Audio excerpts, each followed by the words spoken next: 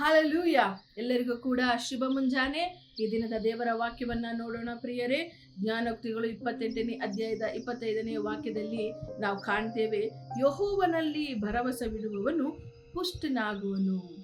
ಹೌದು ಪ್ರಿಯರೇ, ಈ ದಿನದಲ್ಲಿ ನೀವು ಬಲಹೀನರಾಗಿ ಇರುವ ಹಾಗೆ ನೀವು ಅನುಭವಿಸ್ತಿದ್ದೀರಾ, ಬಲಹೀನತೆಯಿಂದ ಇದ್ದೀರಾ.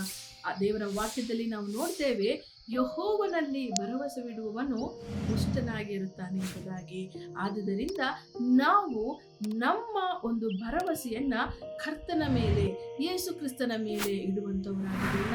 ಖಂಡಿತವಾಗಿಯೂ ಅವರು ನಮ್ಮ ಎಲ್ಲಾ ಬಲಹೀನತೆಗಳನ್ನ ತೆಗೆದುಹಾಕಿ ನಮ್ಮನ್ನು ಪುಷ್ಟರನ್ನಾಗಿ ಮಾಡುತ್ತಾರೆ. ಆದುದರಿಂದ ನೀವು ಇರುವಂತಹ ಎಲ್ಲ ಬಲಹೀನತೆಗಳು, ಇದು ಯಾವುದೂ ಕೂಡ ನಿಮ್ಮ ಜೀವಿತದಲ್ಲಿ ಶಾಶ್ವತವಾಗಿ ಇರುವಂಥದ್ದಲ್ಲ. ಇದೆಲ್ಲವೂ ಕೂಡ ತಾತ್ಕಾಲಿಕ. ದೇವರ ಮೇಲೆ ಭರವಸೆ ಇಡುವಾಗ ನಮ್ಮನ್ನು ದೇವರು ಪ್ರತಿದಿನವೂ ಕೂಡ ಪುಷ್ಟರನ್ನಾಗಿ ಮಾಡಿ ನಡೆಸುವಂಥವನಾಗಿದ್ದಾನೆ. ಆದುದರಿಂದ ಆತನ ಮೇಲೆ ಭರವಸೆ ಇಟ್ಟು ನಾವು ಈ ದಿನವನ್ನು ನಡೆಸೋಣ, ಪ್ರಾರ್ಥಿಸೋಣ. ಸ್ತೋತ್ರ ಸ್ವಾಮಿ, ಈ ದಿನವನ್ನು ನಮಗೆಲ್ಲರಿಗೂ ಕರ್ತನೆ ನೀನು ಕೊಟ್ಟಿದ್ದಕ್ಕಾಗಿ ಸ್ತೋತ್ರ ಅಪ್ಪ. ಈ ದಿನದಲ್ಲಿ ಕರ್ತನೆ ನನ್ನೊಟ್ಟಿಗೆ ಸೇರಿ ಪ್ರಾರ್ಥನೆ ಮಾಡುತ್ತಿರುವಂತಹ ಎಲ್ಲ ಕರ್ತನೆ ನನ್ನ ಸಹೋದರ ಸಹೋದರಿಯರಿಗಾಗಿ ನಾನು ಪ್ರಾರ್ಥನೆ ಮಾಡ್ತಿದ್ದೇನೆ.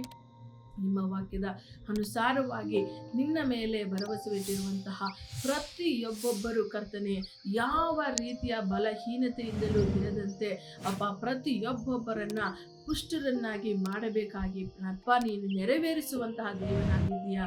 ಅದನ್ನು ಪ್ರತಿಯೊಬ್ಬೊಬ್ಬರ ಜೀವಿತದಲ್ಲಿ ನೆರವೇರಿಸಿ ಎಲ್ಲರೂ ಕರ್ತನೆ ಬಲವನ್ನ ಹೊಂದಿಕೊಂಡು ಈ ದಿನವನ್ನ ಧೈರ್ಯವಾಗಿ ಎದುರಿಸುವಂತ ಕರ್ತನೆ ಒಂದು ಬಲದಿಂದ ಅವರನ್ನ ನಡೆಸಬೇಕಾಗಿ ಯೇಸು ಕ್ರಿಸ್ತನ ನಾಮದಲ್ಲಿ ಪ್ರಾರ್ಥಿಸಿ ಬೇಡಿ ಹೊಂದಿದ್ದೇವೆ ಕರ್ತನೆ.